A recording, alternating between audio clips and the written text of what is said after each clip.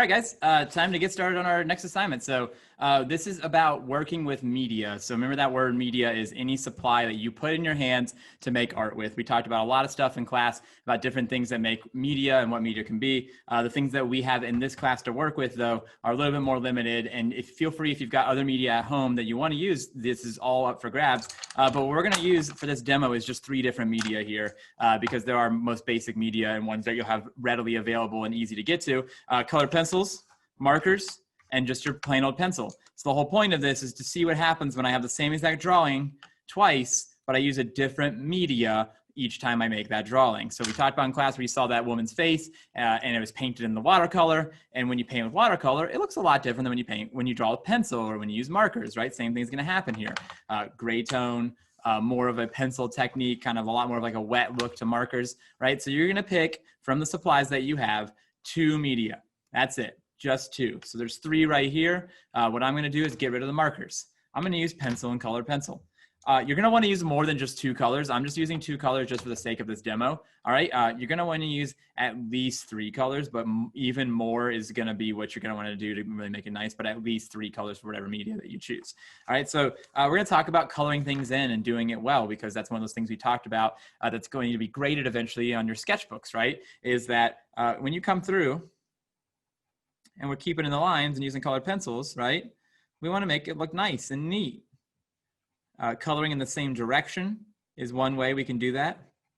And going over it a second time and adding multiple layers. These are ways to make colored pencils and to make markers look a little bit nicer, right? What we don't want to happen is this thing where you just kind of like, just color the whole thing in one color, or maybe in like 2 colors, but you just like, do this all the way across, just like that.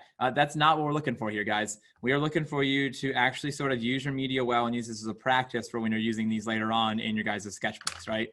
Switching back and forth between different colors, making patterns out of it, making it look nice and clean and neat.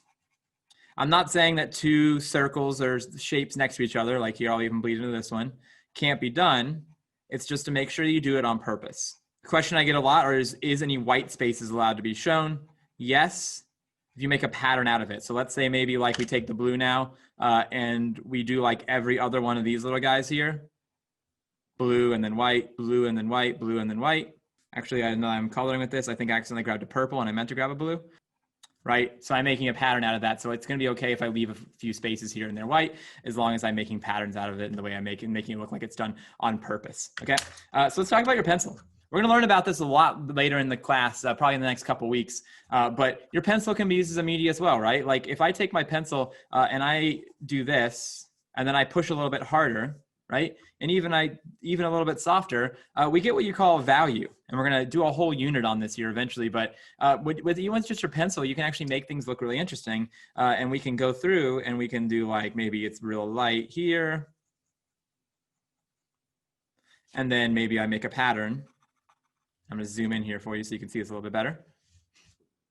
Out of making this dark, leave it white, dark, leave it white, right? The reason why I'm showing this right now, even though we haven't really like learned this yet, I'm kind of just doing it as an overview, is I just want you guys to know that it's never wrong to use your pencil. Your pencil is a really awesome media and is a tool that we can use, especially with where we're at right now with things. It's totally fine to be using this, as long as we use it correctly. Can you mix media together is a question I get a lot as well. Yes, you can mix media as long as it's only up to 2. Meaning if you want to also add a little bit of colored pencil in with this one, that's fine, as long as, I'm going to say this very clearly, as long as you haven't used the media up here in this camera.